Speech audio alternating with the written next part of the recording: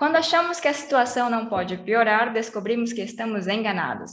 Estiagem, guerra na Ucrânia, sanções à Rússia, preço do dólar e a Petrobras faz um dos reajustes mais salgados já vistos.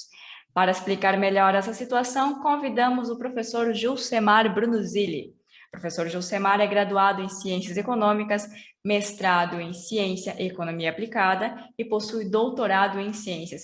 Professor, seja bem-vindo ao Radar Entrevista. Obrigado, é um prazer Prazer estar é nosso. conversando com vocês e todos aí do jornal, tá? Espero contribuir com alguma coisa. Então, professor, para começar, é muito comum a gente Muito ouvir falar que a bem, Petrobras calcula os valores com base nos preços internacionais, no dólar. Mas na prática, professor, o que isso quer dizer? Explica para nós.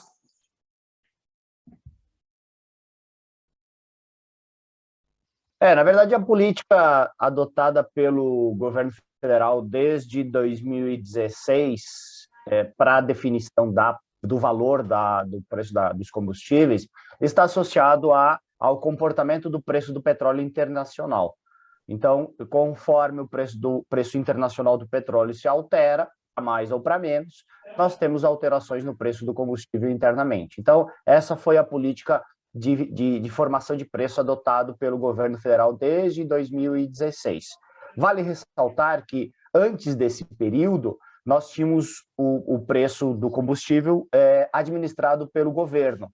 Então, por mais que o preço do petróleo aumentasse ou diminuísse, o governo segurava isso, né? Não repassava esses preços e repassava quando, não, de fato, não conseguia mais segurar esse aumento do petróleo, e aí sim repassava o preço dos combustíveis. Isso gerava um déficit muito grande, por exemplo, na Petrobras, porque era ela que absorvia todo esse aumento de preço, e ela, como uma empresa, né, com parte ligado ao governo, ela gerava prejuízos imensuráveis, né? Então é aí que a gente entende por que uma Petrobras dava prejuízo naquele momento.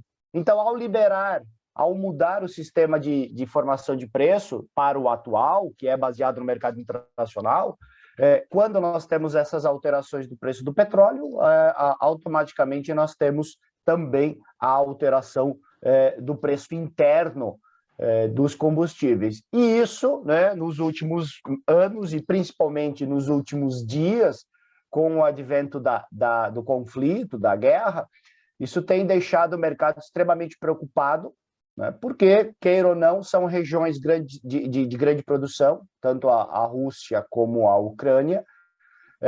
Não tem como escoar o petróleo ou o gás daquela região, porque a maior parte do escoamento, principalmente para outros continentes, é feito via marítimo.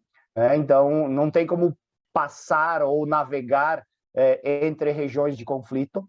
As seguradoras não iriam fazer seguro de uma carga, né, de petróleo ou de gás, e isso, então, né, deixou o mercado extremamente preocupado, e vem ocorrendo aí a elevação do preço do petróleo, chegando aos patamares aí na faixa de até $140 o barril. No último dia ou nos últimos dias tivemos um arrefecimento disso, né? O petróleo chegou a bater ontem $98 o barril, ele caiu significativamente, mas ainda são questões de volatilidade ligadas de fato ao que está ocorrendo lá na Ucrânia e na Rússia. Lembrando que a explicação para essa possível queda no preço do petróleo ontem e anteontem tem relação com a pandemia novamente, tá? A China, ela tem algumas regiões que decretaram lockdown, né, para conter o avanço dos casos de Covid, e isso despertou, né, acionou o sinal de alerta no mundo, que de fato, mesmo com a guerra, né, nós poderíamos ter um outro cenário, uma outra onda de pandemia, né, do Covid, e isso poderia fechar empresas, fechar lojas, a economia pararia, e isso que derrubou o preço do petróleo, né? Então, veja que nós temos dois eventos trabalhando em conjunto, né? A guerra pressionando o preço para cima, né? E agora essa situação específica da China, por enquanto, né? Que pressiona o preço do barril para baixo. Então, essa briga ela vai ocorrer por mais algum tempo, e isso tudo vai depender de quanto tempo leva, né, demora a guerra. Quanto mais tempo nós tivermos de indecisão, mais volatilidade nós vamos perceber nesse mercado, e mercado que influencia a matriz energética brasileira em cheio, né? Porque hoje nós estamos extremamente dependentes das commodities, né? Mas especificamente do petróleo. Hoje se nós não tivermos petróleo, praticamente a gente para, né? Então vejam que isso de fato vai fazer com que essa volatilidade, essa oscilação apareça a todo momento. Professor Josemar, muito obrigada pela sua disponibilidade em falar conosco. Foi um prazer para nós trazer o senhor para explicar essa situação que tem apavorado tantas pessoas. E, mais uma vez, muito obrigada. Valeu, grande abraço, foi um prazer contribuir com você.